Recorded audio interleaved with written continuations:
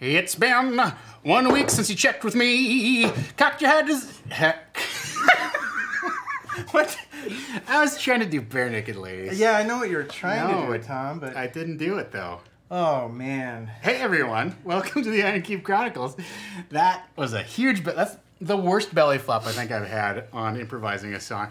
Admittedly, that was on hard mode, right? Like doing that starting song doing Bare Naked Ladies. Yeah, like that's a tall order. Hey everyone, welcome to Disorganized Play. I am your host and dungeon master, Mr. Tom Lommel.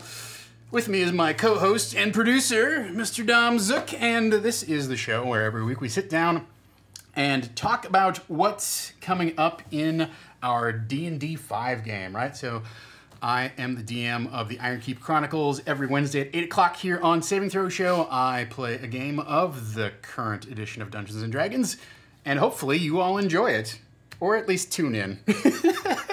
I want both of those things. You watch to see what a clusterfuck it's going to be. I mean, let's be honest. I've clearly already overstepped my own goals and capabilities at the top of this show.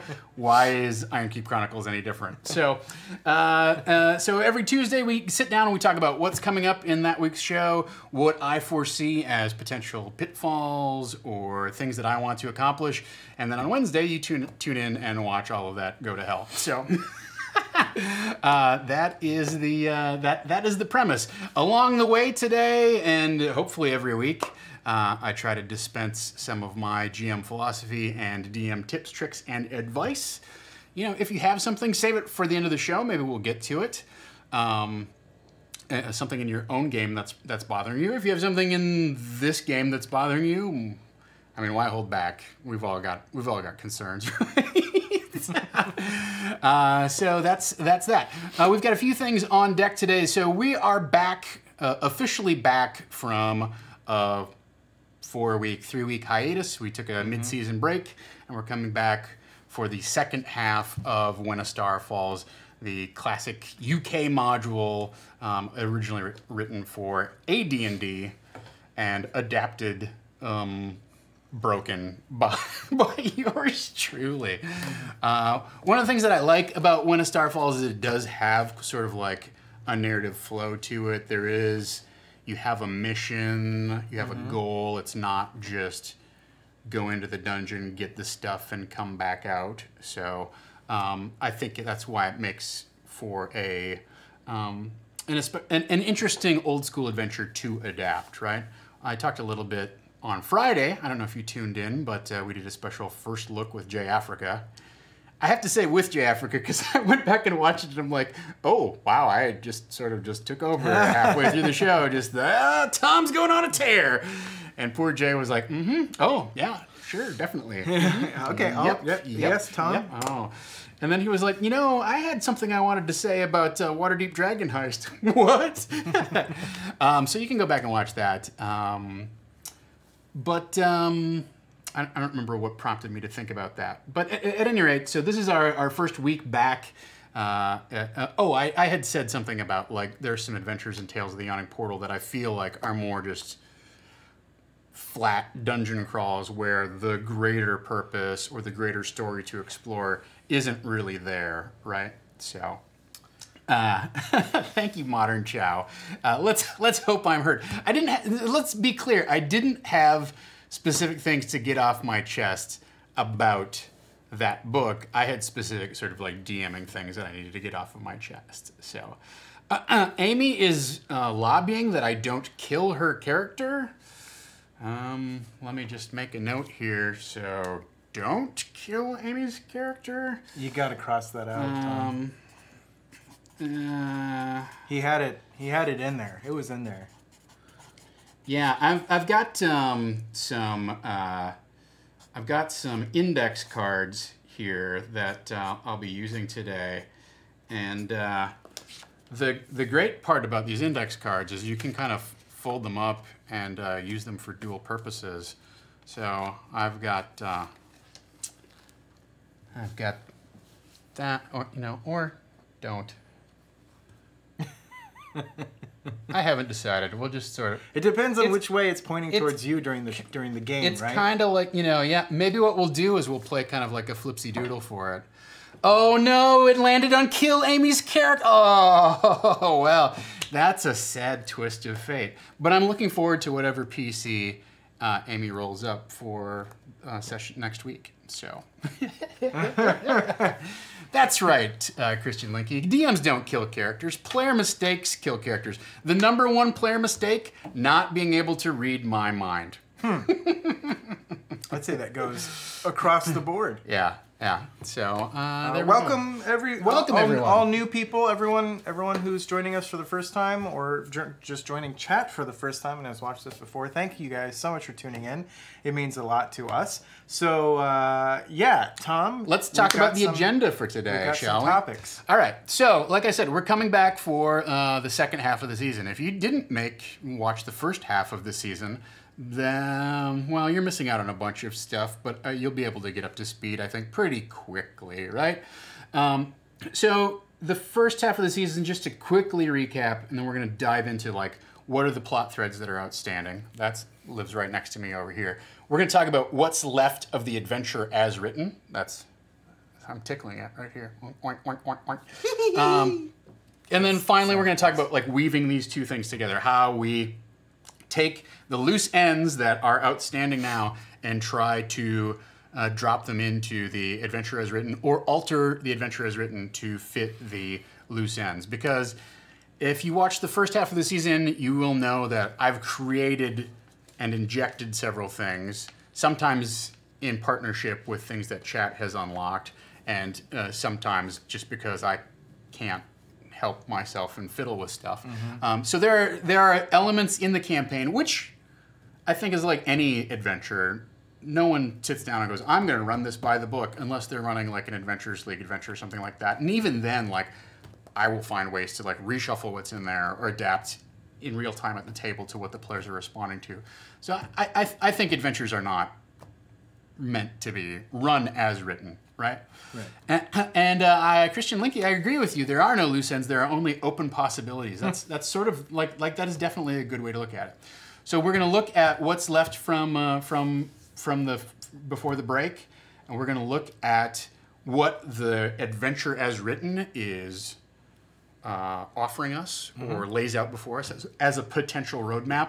And then finally, we're going to talk about sort of like, well, what do we want to, how do we want to highlight and or excise certain pieces of that roadmap so that all of the majority of our elements can fit together, right? So this isn't so much like plot radar. I thought about doing that today, but I've decided to just sort of like shotgun a bunch of stuff out there. Part of it is because we're coming back from a break, the players have lost priority on things, right? There's stuff that they remember, but they're going to have to like reassess, like, what was the main thing we're trying to do? Whereas when you play from week to week, they tend to like build up momentum, and a tool like Plot Radar is designed to help you track and shape that momentum of what the focus of their attention is on, right? But when you take a 3 or 4 week break, all of that stuff kind of like falls fallow. And now we have to like get back up to speed on like, oh, what are we focused on? What are we trying to accomplish? What's the best way for us to do that, right? That's all fine, perfectly like, this is a perfectly normal thing. But my point in saying that is a tool like Plot Radar has an assumption behind it of this is the arc, this is what the players are working toward. And when you take a big break, that thing is diluted. And so it's better to go, these were all of the loose ends. I can put focus on them. I can take focus off of them if I want to, and recapping kind of where we're at. I can also like listen to what the players remember and start to like reform, like, oh, okay, they're trying to accomplish this. This is where their narrative attention is, right? So I think it's better to have like sort of a big cloud of these ideas, and then in that first session back from a big break, go, all right, let's see what condenses out of that cloud and which way the river of attention is going to flow. So if we had done something like Plot Radar, I think you're trying to like impose like, this is my vision of, this is where you were 4 weeks ago, without recognizing that 4 weeks have elapsed and their priorities may have changed, they've forgotten about stuff, etc. Right? Yeah. So that is that. Okay, so let's kick things off by killing Amy's character. No, not nice. So let's talk about the elements that... That's just a trick to see if she's still in chat. Yeah, that's right. Let's see. If she goes, oh, yay, then we'll know. We're going to have to wait 15 seconds. So let's talk about some of the things that have been left over. I don't think any of this stuff is actually super spoilery stuff, but I mean, it will be once we get through it, right? After that, the adventure as written will certainly be super spoilery stuff. So, a couple different things that were... There's about a dozen things that were left over from the first half of the season, right? And I don't know that I put these in any particular order, but these are things that I thought about. So, we have the monk that's in Lowstorm's head. So, Lowstorm basically was pulled into into the black cube, whatever that thing is, right? Oh, you lied to me, Dom. You lied. I see. All right. Mm-hmm. So Lowstorm was pulled into this weird artifact thing and had her memories sucked into it. And when she got pulled back out through the power of friendship, one of the monks that had been absorbed into it was also sort of mind melded into her brain. So she has sort of a traveler guy back there that she can talk to and nobody else can hear. Is that, this is possibly spoilers if you were a player. Like, I'm going to talk about different stuff that came up in season 1, but it's not super spoilery. It's just you might not remember it. Right? For a viewer, it's not big spoilers unless you wanted to watch the first half of the season clean. If you're going to go back and watch those 10 episodes or whatever. But also there might be something, if you ever wanted to play When a Star Falls, there might be some spoilers. Definitely going to be spoilers for that in our next topic. So for sure. You've been warned. You've been warned. All right. We have, from last session, the big, weird blood shadow, super tall,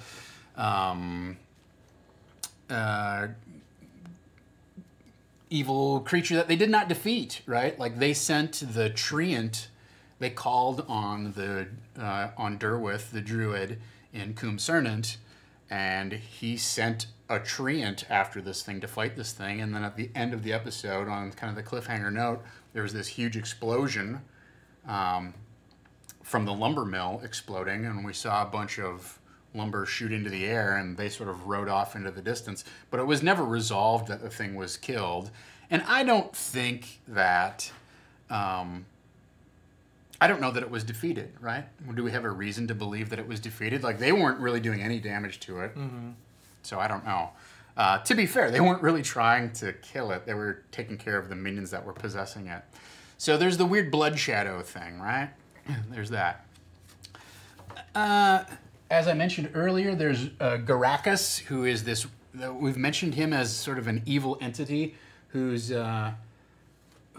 stuck inside this strange black cube that eats people's memories, and apparently sort of instigated this treason that happened in the top of the adventure, where the master of the tower got absorbed into this thing, and now the apprentice that the party brought to the tower has mind melded with him. So we have that's sort of definitely a loose thread there too. Is that the creature known as Karakas? I think it's been mentioned. I don't remember who. I'd have to go back and see who talked about him. I think Talfi might have said, "Well, there's this thing that's inside." And I think the party said, "Well, can we destroy it or whatever?" I don't remember. Even that's the other part of this, is that the DM is fuzzy on the details, right? But there's definitely that weird black cube thing that seems like some sort of evil cursed item, right? This is, like, we're jumping all over the chronology here, but we have Captain Herrick, who they met up with at the end of last session. He has money problems because they threw a bunch of his gold overboard. It got lost or swept off the deck, and then the pirates that he had basically bribed to let him have safe passage said, okay, you owe us 3 times as much. We're not letting you through unless you have it, and if you come back, we'll kill you. If you come back without it, we'll kill you.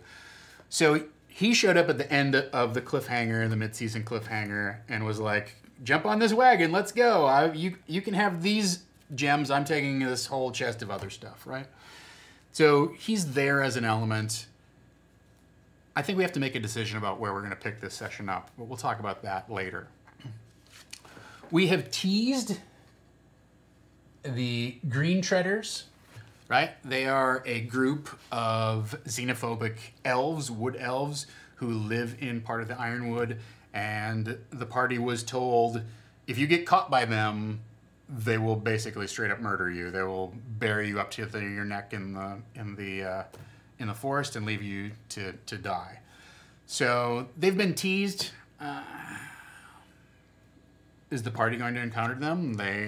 Some of the decisions that they have had in front of them is, do they go this way or that way? Like, what's the safest route or the optimal route for them to pursue through the woods? And the Green Treaders have been presented as a daunting obstacle. See you, Charles English. Have a good rest of your day at work. Ostensibly, the reason that they are adventuring in the first place determined the fate of Varden Greycloak, the great druid, the grand druid of the forest, who is missing. I don't think, it seems pretty grim right now. Like, where is he? If his influence certainly is not being felt anywhere in the forest. It's sort of been intimated that the guardians of the forest, which are the various inhabitants that he had, minotaurs and whatnot, have gone rogue, have gone wild, right? So, Lowstorm, of course, is still on a quest to find her fairy. Last week, for those of you who tuned in for our special one-shot, GM'd by Havana Mahoney, we had Lowstorm's Mamma Mia dream, right? I think the conceit of it being a dream is that is twofold, like is helpful in a couple different ways. One, it doesn't screw with our timeline, right? Like we can now introduce that into our current timeline. When I started playing, I was like, oh, this must be a flash forward years from now. And so therefore we know that Lowstorm survives the adventure. We know that she doesn't get a fairy at the end of it. We know that she parts ways with the rest of the party. Where's our grubby little gnome companion? Where's Badger? Right. All of these things were sort of like, those were presented to me as either given assumptions that I could take away from the fact that we were now in the future, or questions that I had like about how this adventure ended. But when we snap back into dream reality, as conventional as that story point or that technique may be, it does give us the advantage of being able to introduce stuff from that dream, still be able to pay off. Lowstorm wants to get her, get her. She can now get her fairy, but I think it's worthwhile to kind of blend that dreamscape into the fabric of the adventure. Like, let's make that dream have some payoff beyond just the enjoyment of a one-shot that was very over the top and goofy, thanks in no small part to me and my dumb accent and parade of hats.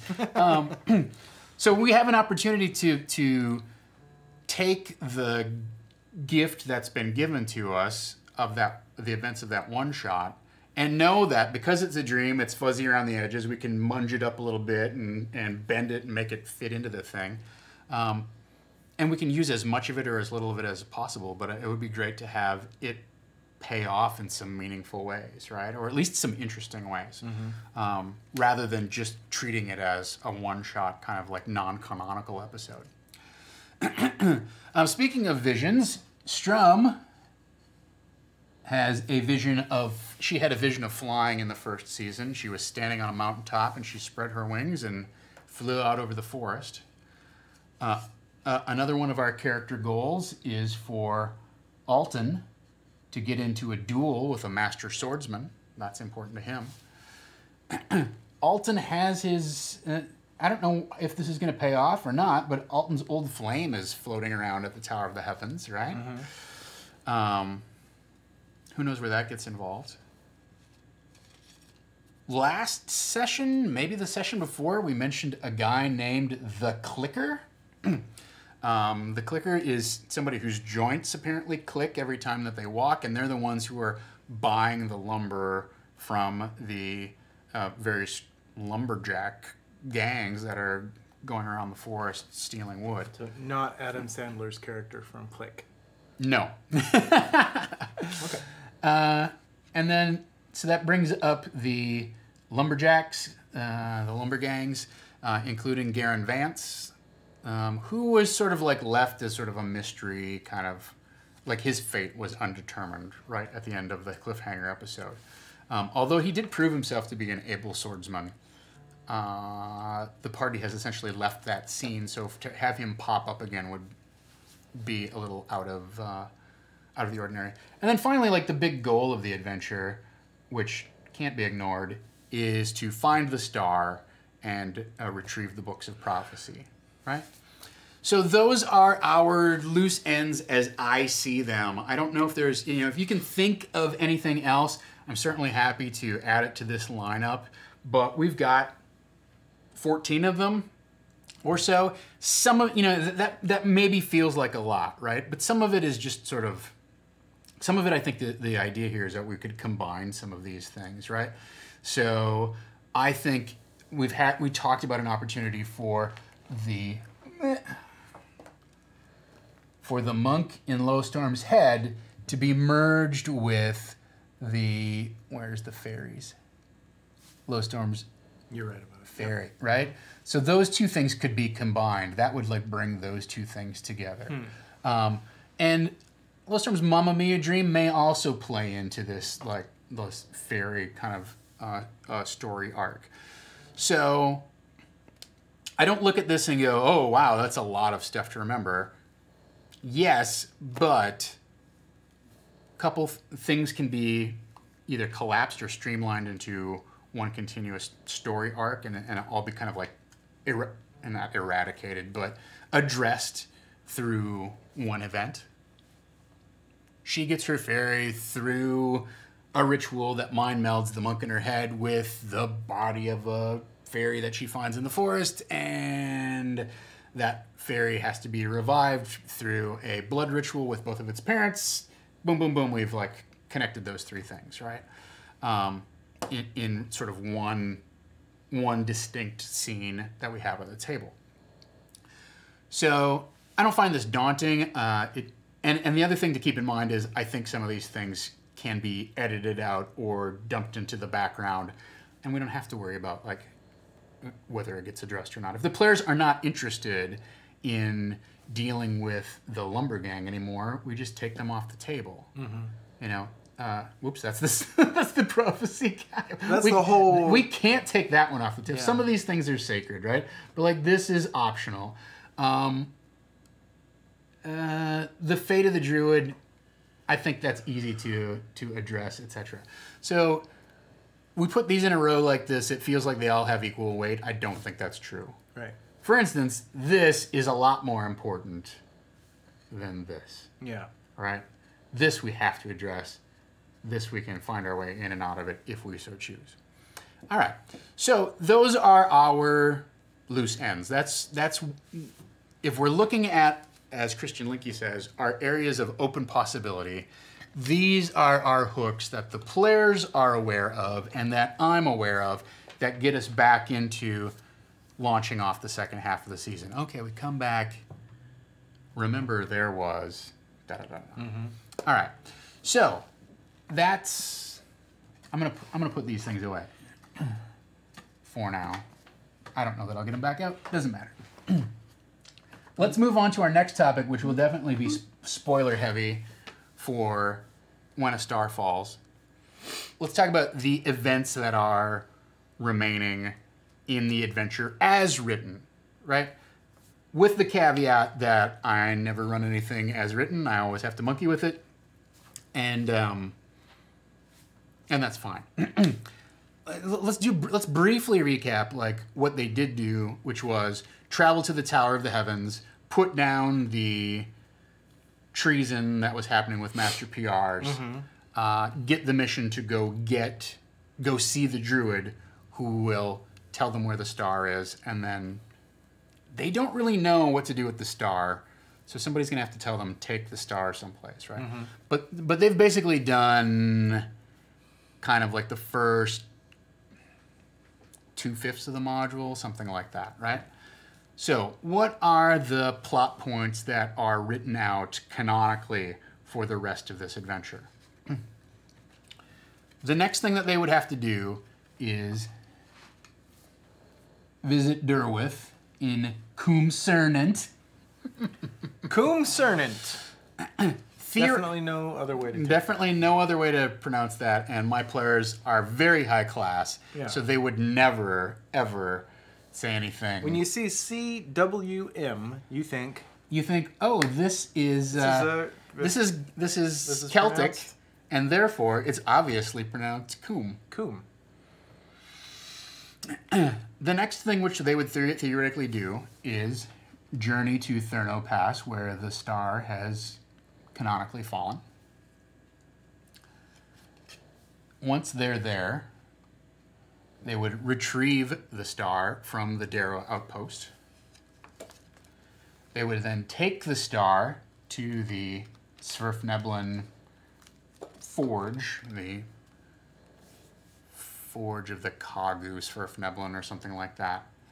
And then the last canonical piece of the adventure would be they would take it back to, technically they'd take it back to Shalfie, but you know, Shalfie doesn't exist. Shalfie is mind melded with Talfie, right?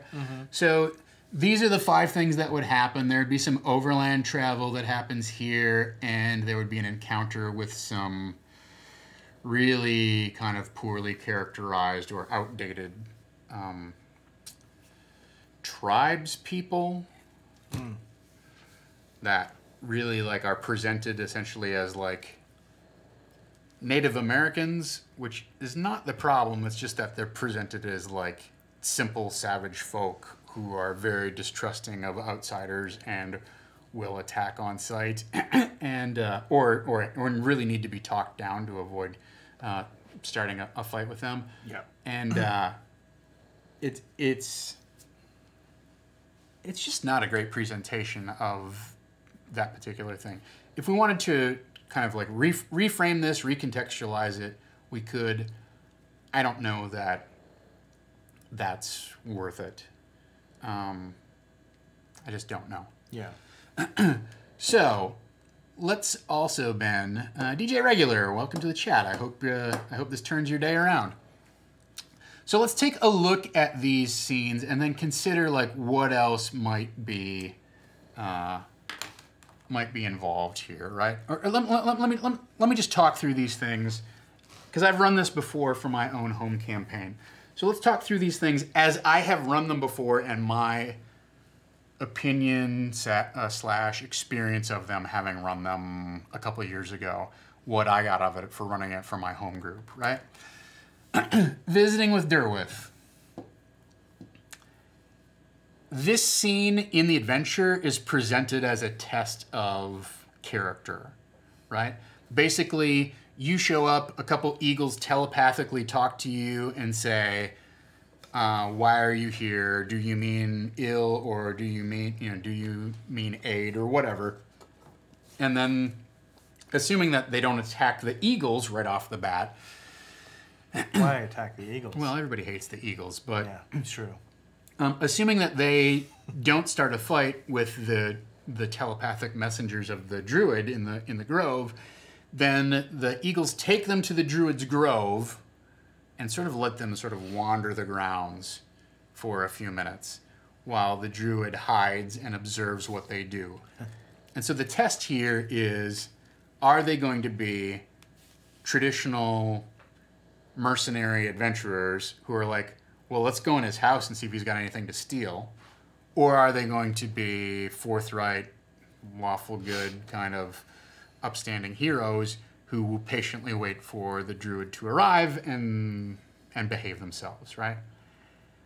I don't think in this day and age where the focus of most D&D games is about character building and creating opportunities for heroic and memorable action versus the AD&D premise of you're out to kill as many monsters as you can to get XP and collect as much treasure and magic items as you can because you want to make your character more powerful.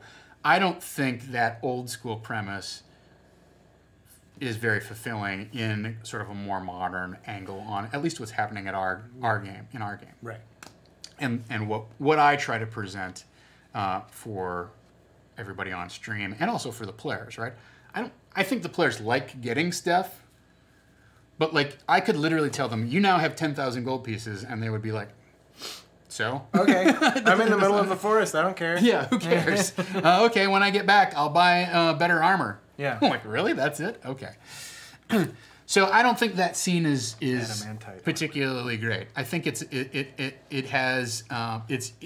functional. It's important to convey to use it as a way to reveal information about where they need to go, what they need to do next, etc. So I think it is essential. Mm-hmm.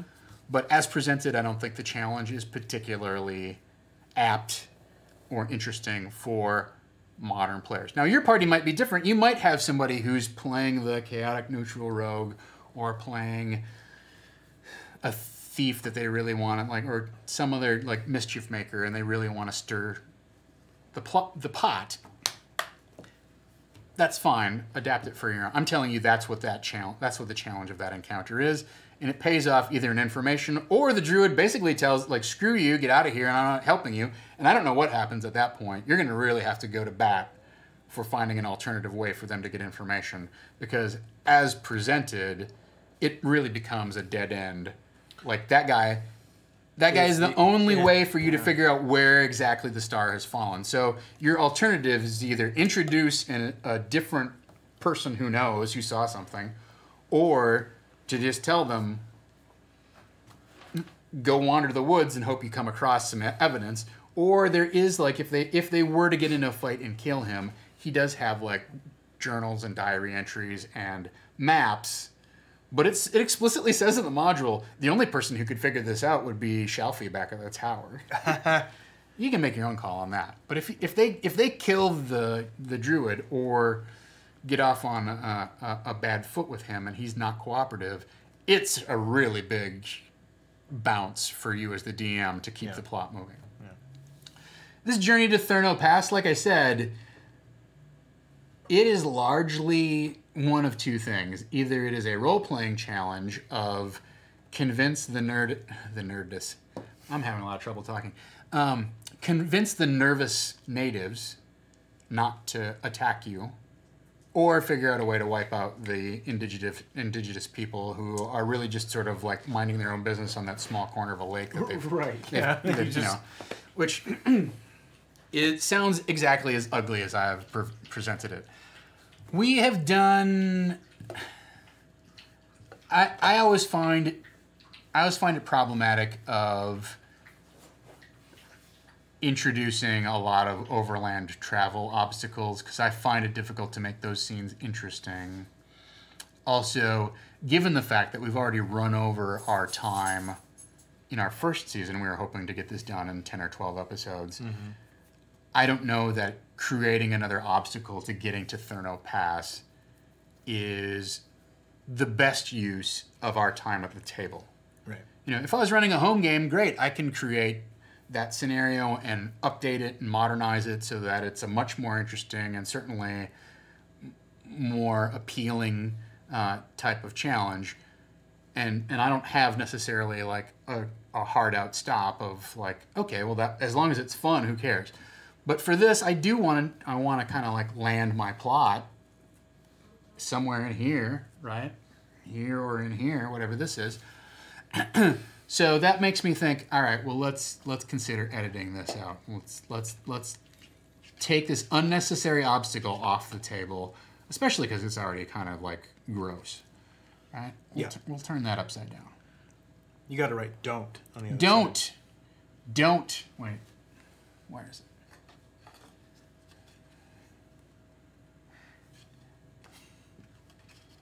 Or just replace that with "kill Amy's character." Kill Amy's character. There. Works.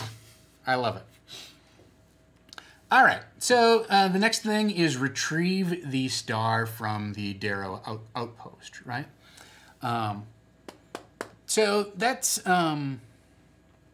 it's a short. It's like 12 rooms. I think potentially you could probably get through it in one session. It depends upon how your characters approach it. The Darrow are very obviously evil. They keep slaves. The slaves have all been driven insane by their treatment at the hands of the Darrow. I'm kind of so-so on that. In my home campaign, one of the players for sure was like, we are freeing these people and we are trying to restore them to their, like, to some sort of like life that's doesn't involve slavery, but also the capability of like having their own independent life. Right. Right. Getting back on their feet. And so without making that a huge side quest, that's the challenge, right?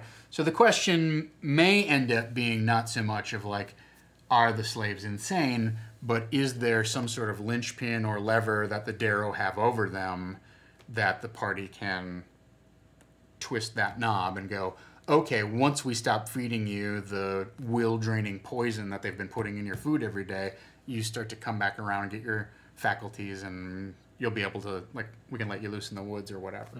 If that's the way we want it to go, right? But it's a nice combat encounter. The Darrow have sort of a mix of like spell-like abilities and guards or warriors that they have at their disposal. I do think there's some fun opportunities for sure in the Tome of Beasts, and I want to look at the new Creature Codex from Kobold Press and see what other kind of Darrow stuff there is. There's a couple Darrow things specifically mentioned in the Tome of Beasts, like there's an anti-paladin. Like it would be great to have Alton have a duel with that anti-paladin. There's certainly some fun places to go. So I think this is a good encounter, worth developing, exploring, at least spending one session on. Maybe this is two sessions, right? This could definitely be worthy of a much bigger challenge. By contrast, trade the stone to the Sverfnebelin at the forge really is, as I ran it in my home campaign, it's all kind of on rails, right? The Sverfnebelin are suspicious of you, but all you have to do is say, we've got this star thing that you're looking for. And they go, okay, all right, all right. We won't attack you. You don't attack us. You give us the star. We'll give you the books that you're looking for. Okay. And they don't even cross fingers. It's a binding agreement, right? And then once they do that, they sort of like lock off the rest of the compound and unleash chaos against the party in the form of 2 dragons that kind of fly down from the mountainside and attack them. I think that's crappy. I don't think that that's a great... I just don't think that that's... I don't think it's fun when you make a deal with NPCs and everybody is hesitant to make a deal because they feel like the NPCs are going to screw them. And then they make the deal with much trepidation and reluctance, and then the NPCs screw them. Yeah. Right? So I don't like that premise. And so this is an encounter that I don't know that I would get rid of, but it is an encounter that I would consider altering. Fortunately, I have some ideas for this, but I don't think that this is going to get as much focus as it is in the adventure. And in fact, I may steal some of the map from this and put it into the Darrow outpost and make the Darrow outpost more interesting and more exploration combat piece of it, and leave this to largely be a role-playing type of encounter. Because this is actually getting the thing. This is just handing it off and getting the books. Right. So this seems like this should be the challenge, not this first Neblin. Yeah, exactly. Yeah. But and they try to, I mean, it is a very engaging section in terms of the Svirfneblin are basically described as like these steampunk gnomes. Like before steampunk was really a thing, because this was 84, 86 or whatever it was. They're described as like having these clockwork kind of weird robot things that Warforged. Yeah. Not really. that work for them. Hang on a minute. It would be interesting if Warwent made a appearance as some sort of progenitor, as we've kind of somewhat established with Expedition to the Barrier Peaks, that Warwent was there. And, you know, if we go back in time to when this section of the Ironkeep Chronicles takes place, and they run into these kinds of Svirfneblin who are, you know, clearly a bit advanced for their time. Maybe Warwent had something to do with it. Right? I think that is a great way to create a hook between the first Ironkeep Chronicles campaign that we did and this current like weird kind of prequel thing that we're doing like 1,500 years before that thing. So yeah, that's definitely like something that I'm considering is what is this like? Yeah. Right? Yeah. What's I think your instinct is right though. I think having it be more of a RP session than a you know, giving it the option to be a combat session, it just doesn't make sense, especially in the time that we have allotted to the remainder of the season. But you don't want. I mean, in the original adventure, like every encounter was given a combat like angle to it. Yeah. And it's like this is how you get into a fight. Yeah. Or how you avoid a fight. I think obviously at any time there's certainly the option for that, but I think with this table, with this game, with this story, I don't think that it makes much sense for them to find combat here. Right. Here makes a lot more sense though. Well, and from a narrative perspective, this is a role-playing encounter. This is a heavy combat and exploration encounter, or this is maybe two whole sessions. Sure. Right? I mean, I look back on the Sunless Citadel. Let's get the battle map out and start kind of like foraging our way through this complex. It's very tactical, very detailed, eats a lot of time, requires a lot of focus and attention, or a lot of resource management. You don't want to come out of that and go into another like, we do a little bit of RP and then the whole complex starts coming down around us and two dragons show up. Right. It's designed that way because this was honestly the climax of the adventure. Yeah.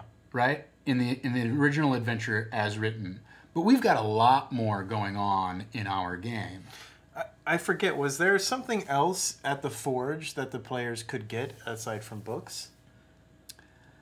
If they defeat the dragons, they can go get the dragon's hoard. If they decide we're the ones who are going to double cross this Svirfneblin, they potentially can take the star, unlock the Svirfneblin treasure trove, which is what the star is for and the adventure is written, and get the treasure from the Svirfneblin if they so chose. Right. And so in that respect, like as the finale of a standalone adventure that doesn't have all this other stuff going on with the forest and the druids and all that kind of crap, like I get it how this is sort of the entree up to the main climax of the adventure, but for our purposes, I don't think that this I don't think this works that way, because the last thing that happens in the adventure, which is basically sort of like denouement, is then they take the star back to Shalfie. Mm-hmm. The books. They take the books back to Shalfie. They hand him the books. He says, "Thank you so much. You've secured the future of the tower for the foreseeable future. And here's your rewards. Take these magic items. Go with my blessing. Amen." Right? In our adventure, or our version of this, I think this is going to be our big campaign, or adventure arc payoff and finale, right? Mm-hmm. Because they come back to the tower with the books, and we still have Karakas and the cube to deal with. So I think there's something in these books, and it's already been intimated that there's something in the books that Karakas does not want revealed. And so I think there must be something in these books that talks about how to bind Karakas, destroy Karakas, destroy the cube, release people from the cube. Like, who knows what it is exactly? We don't have to make that decision right now. That's a Schrodinger's clue that we have hanging out there. But this is where I think our finale is the party takes the books back to Talfi, and there's a big climactic, whether that's a ritual scene or Talfi transforms, or who knows, maybe they get back to the tower and Talfi hasn't been able to keep things together and the tower's been overtaken by Karakas, and what does that look like? Right. All that kind of stuff. But this is definitely our campaign climax, whereas in the original adventure as written, this was the climax of, and then you fight 2 red dragons and you get away with the books and you get away with some treasure and you go home and get your reward from Shalfie, and you're all lauded as heroes. Congratulations, that's the end. So this is what we've got as written. This is my break. We sort of like bled over into weaving the two, right? But I think maybe what's worth doing here is taking our elements and trying to let's try to kind of put them into our 5 or 6 act structure here, right? So if this is each of our beats,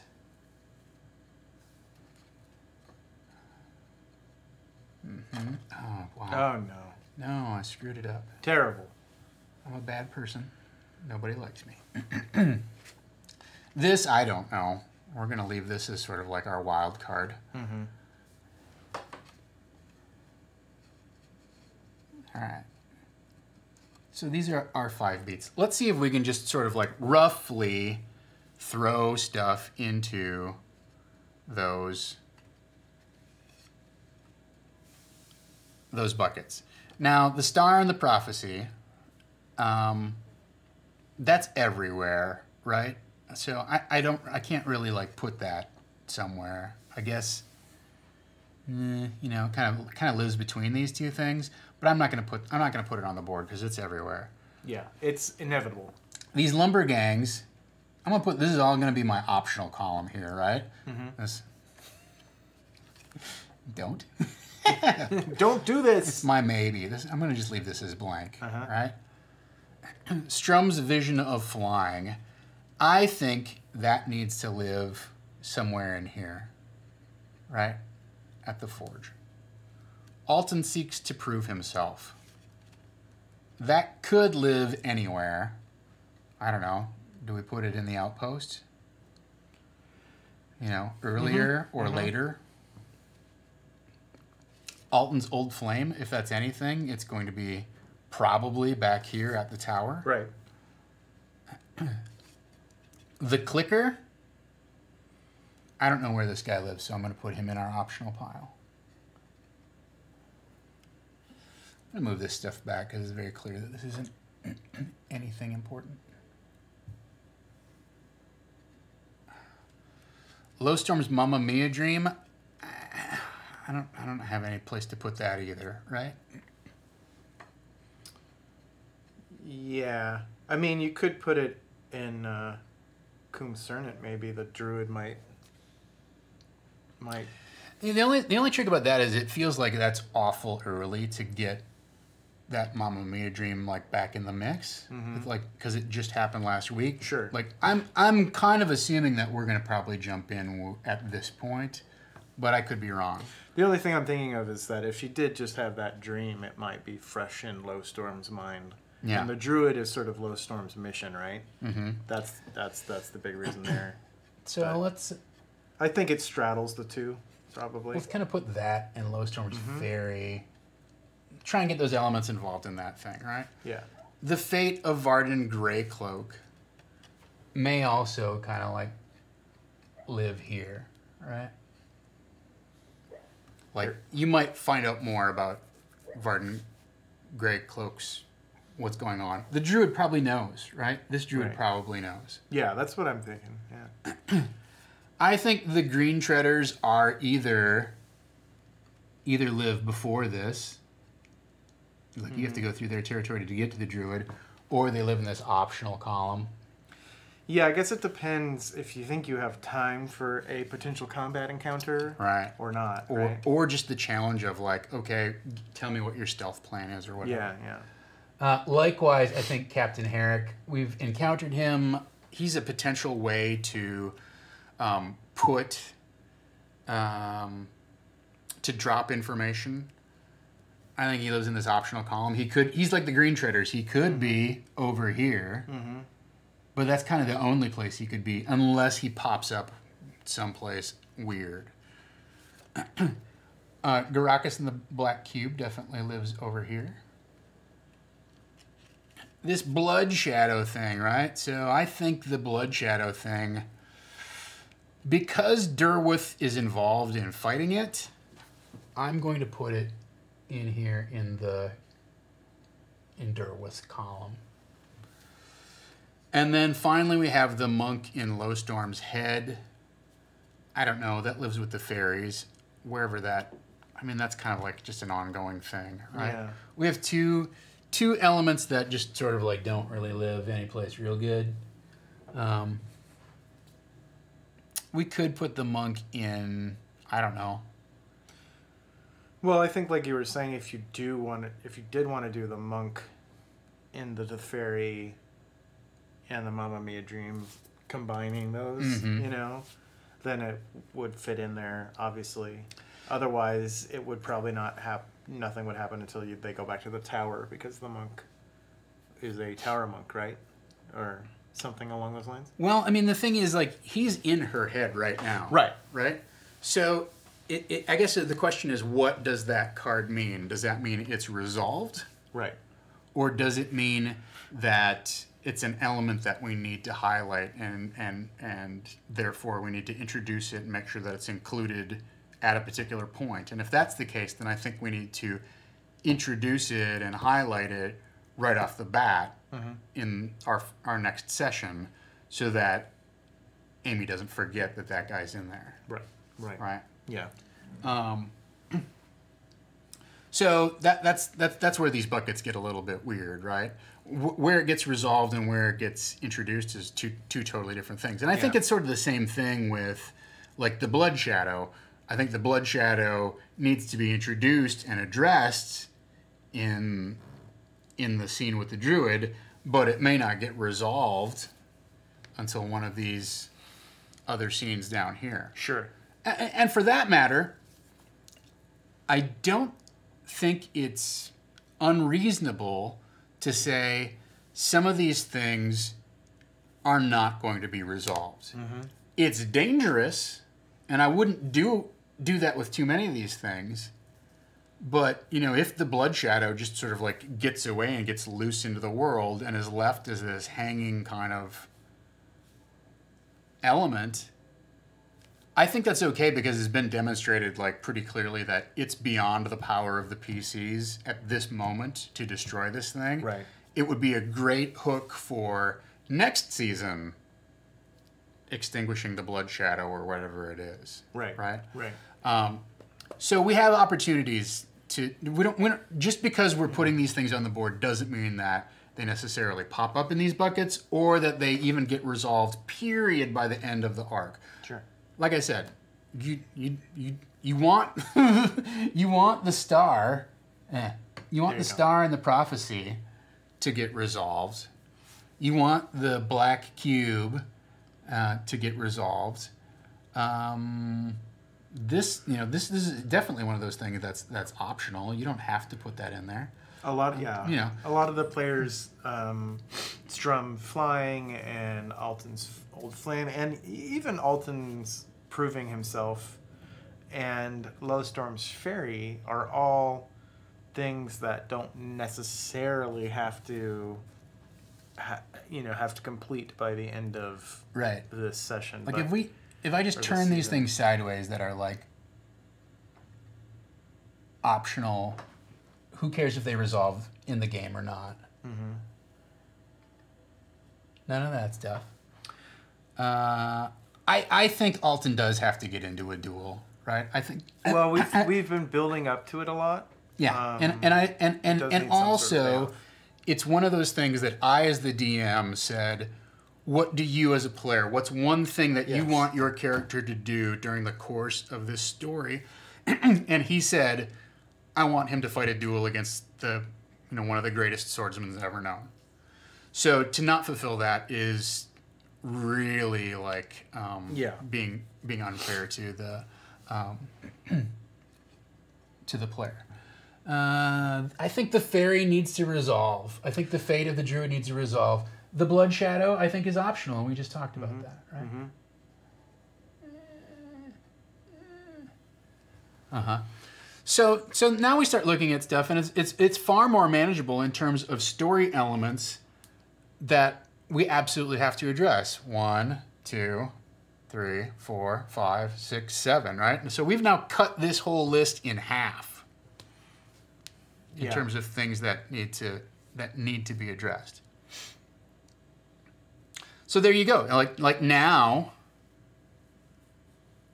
although my players may not necessarily have an idea of where their narrative focus is, as written, I have a roadmap of here's how I want to make sure that I introduce elements where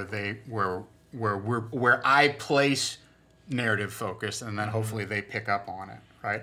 And if these other things come up along the way, I can incorporate them. But now I have a roadmap to figuring out where my priorities are in terms of shaping a session. Yeah. Or shaping the course of the rest of the season. Yeah, I like this layout because not only is it a visual cue as to kind of what you have planned and where you're going, but with these, you're able to more easily see kind of what is expendable, right? Right. And kind of deal with it on a piece by piece basis, and then also you're able to see in a visual way what obstacles you're going to run into. Like like we were talking about, like, okay, there could be potential combat in any one of these settings, but there doesn't have to be. And so knowing that you have these things that kind of have to happen and are in these buckets, they don't have to happen necessarily in the buckets like you said, but knowing that you have a direction, like if we're talking about Lowstorm, getting information about the druid and getting our fairy and stuff like that, like that's probably going to mean a non-combat session, Right. It's probably going to lead to that. So you have at least a direction that you can go. And also, it allows me to focus my energy on what am I going to create details around. So really, if you look at this is, in some respects, a form of plot radar. Yeah. Mm-hmm. Right? So this is nearest, kind of highest priority stuff because this is the next session, right? Right. This column doesn't really count. It's sort of like, it's almost like our dormant column of like, these are things that are just sort of like floating and not attached to anything. But then we know, okay, this is approaching. We're going to need to start giving narrative focus to this stuff. We know that these things are distant, so we're going to have to start setting these things up down the road. But really, like, I'm going to look at this and this as my next kind of area of focus. I like this slightly better than Plot Radar just because it's giving you the sort of setting moments. Right, the chapters that it's attached to. Right, which helps me kind of think of it better and it's not so nebulous as, okay, these are potentially coming up next time and these are, but what that says to me, Dom, is that I need to be doing more Plot Radar this season so that the progression from week to week is a little more clear. Because to me, Plot Radar is a great tool in terms of being able to see how things kind of like slot in and slot out from week to week. Sure. And then how things pop up that you didn't expect. Yeah. And what you can kind of like, okay, I can table these things to put them to the side. But I agree, like, the thing about Plot Radar is it's not attached to a particular chapter or setting or event or whatever it is, right? It's just sort of like, it is definitely like amorphous on the timeline. Yeah.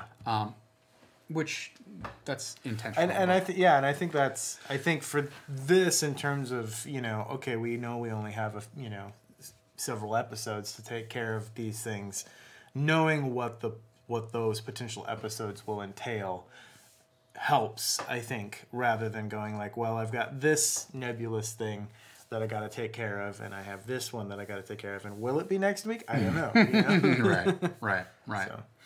Yeah, I think, an easy way to do it too would be like, you could either put a colored dot on these little table tents so that you know that they're optional, or you'd rewrite them in a different color or whatever. Yeah. Right.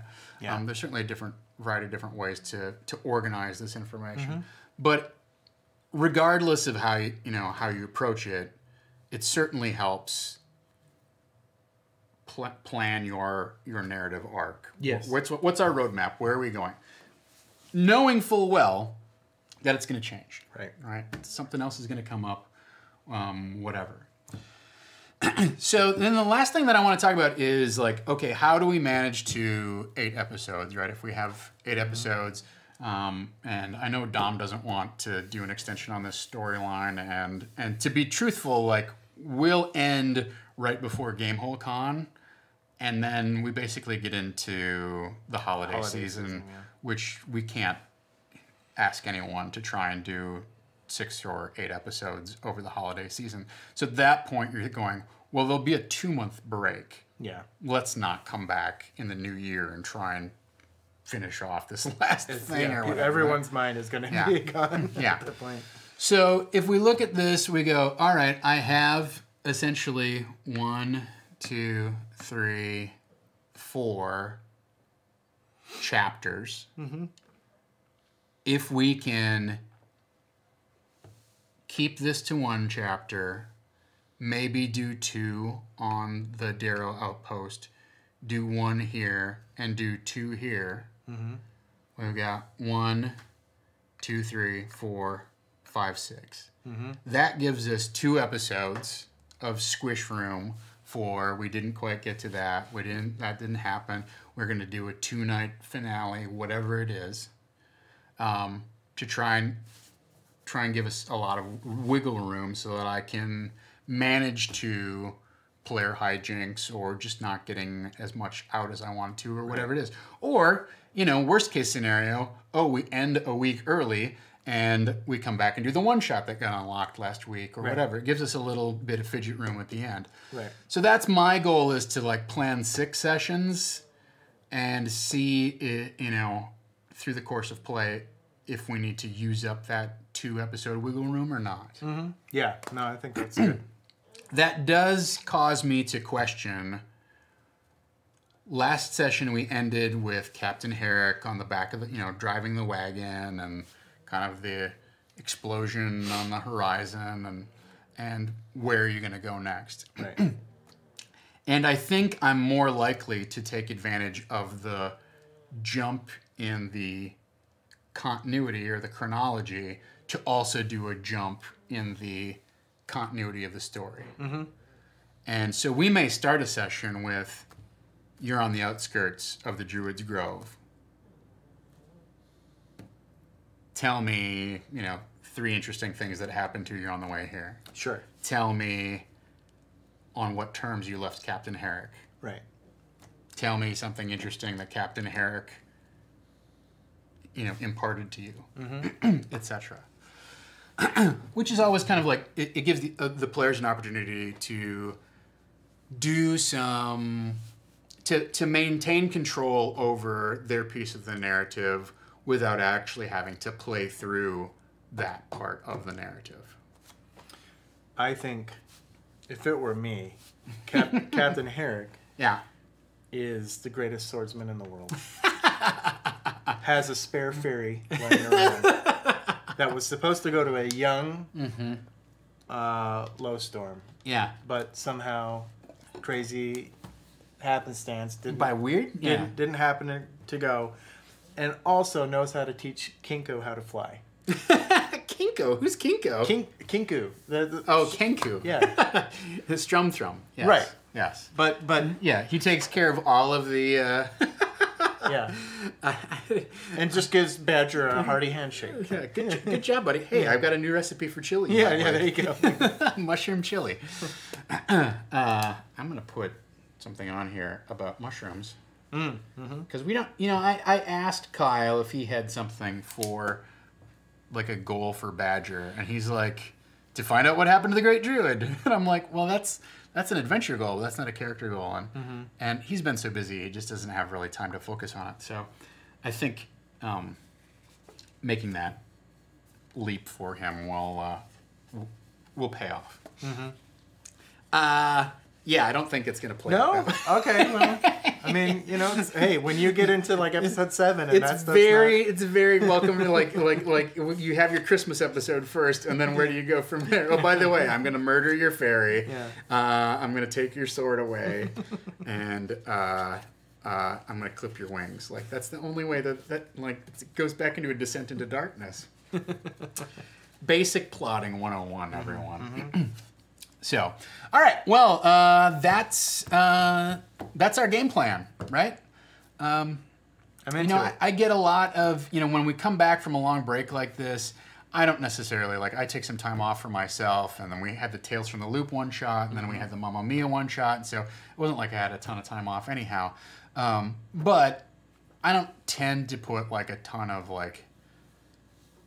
off downtime, energy, and effort into okay, let's come up with 5 great ideas to introduce in season 2. I'm not one of those pre-planners that way.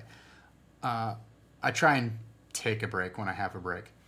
So what this does for me is this gives me shape and structure to my game plan. Yes. I have other ideas that are milling around, but this definitely gives me, okay, I have I know what my DM priorities are, and that will help me introduce, shape, and respond to the player's priorities as they encounter various bits of information here.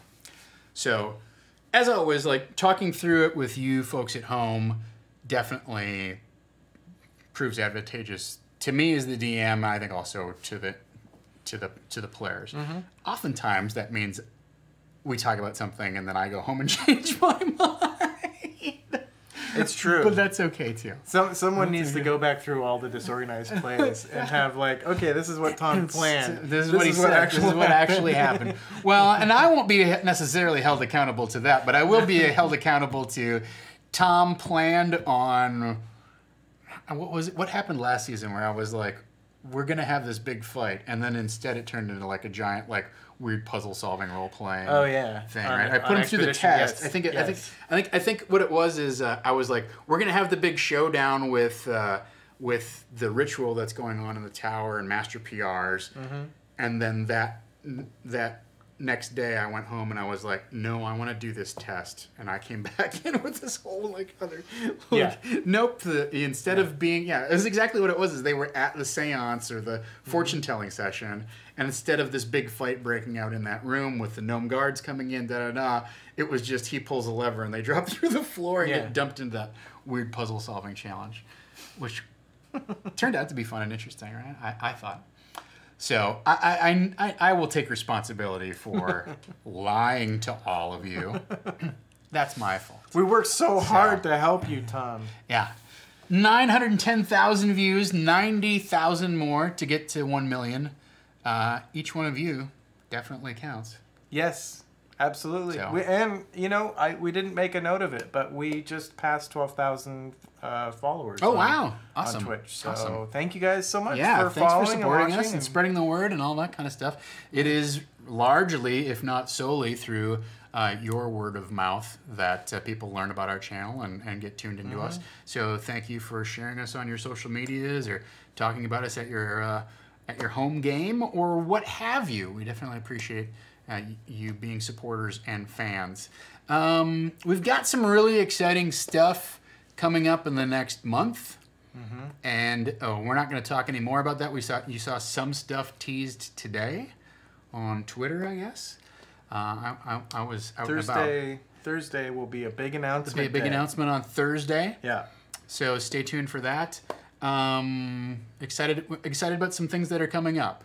Don't necessarily involve me personally, but that's we got enough on my plate. That's fine. I'm definitely excited for the channel, and on behalf of Dom, who's been working so hard behind the scenes to take Saving Throw into kind of the next step. Into the stratosphere. Well, broadcasting from space. We've been attaching little rockets to the studio, so eventually... It's time to get it. Yeah. In terms of what's going on the rest of the week, so you can see how all of this plays out tomorrow night at 8 o'clock Pacific time for the Iron Keep Chronicles. Ooh, do tune in. I think it's... Yeah, I know that the cast is excited to come back, and I'm excited to be back behind the cameras for that. So I think this is going to be fun. This has been one of the best arcs I think that Iron Keep has gone through. So I'm excited to see where this goes. I like where everyone's heading. So one thing that I did announce last Friday, which you may have missed, is we are doing a special Extra Life stream with D&D Beyond at Gamehole Con. We have had special guests sort of as a vague thing in the event description and whatnot. And so last Friday I announced this. We got this confirmed.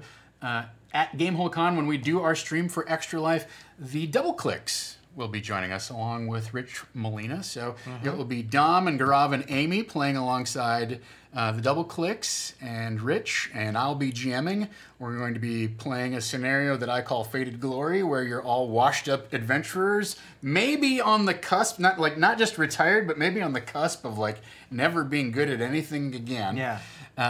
And some of your old hijinks come back to haunt you. So I'm into it. I think that'll be a fun scenario, but we're real excited to have the Double Clicks join us. So Aubrey and Laser are going to be sitting in and going to be at the show as well. So if you have a chance to come see us live at the Game Hall in November, join us. It's a great con. I'm a big fan. I've been every year. This is my 6th year in a row going. If you can't join us live, tune in for the stream and stay tuned to our social medias. Yeah. Friday night, it is the inaugural episode of Wildcard's final season. Well, right? The final season of the Deadlands campaign. Deadlands campaign. Yes, right. Yes. It definitely need to make... Wildcards is not ending, but all right. the final Deadlands campaign begins on Friday. So Friday night. Yes. So join DM Jordan Caves Callerman for that, as well as Gaurav and Dom and the rest of the crew. So that's coming up. Sunday, of course, is Tempting Fate. Thursday, we've got a big announcement. Watch all of our socials. That'll be all over there. Yeah, if you hit Twitter, YouTube, you'll see it. Facebook as well. 10 o'clock. 10 a.m. Other than that, thanks so much to our mods for Pacific time. making the channels safe, friendly, clean, and accessible for everyone new who's joined us, whatnot.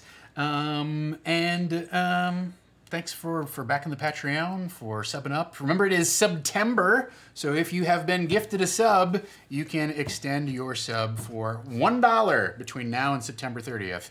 So if you have any inclination of gifting subs, do that this month so that those people can take advantage of it before the end of the month. Finally, I want to thank Black Dragon 8K for giving me a reroll, subbing up today, as well as Stump-O-Matic, who's given the table a reroll for tomorrow night. So we'll put those to good use tomorrow evening. Until next time, let's dungeon!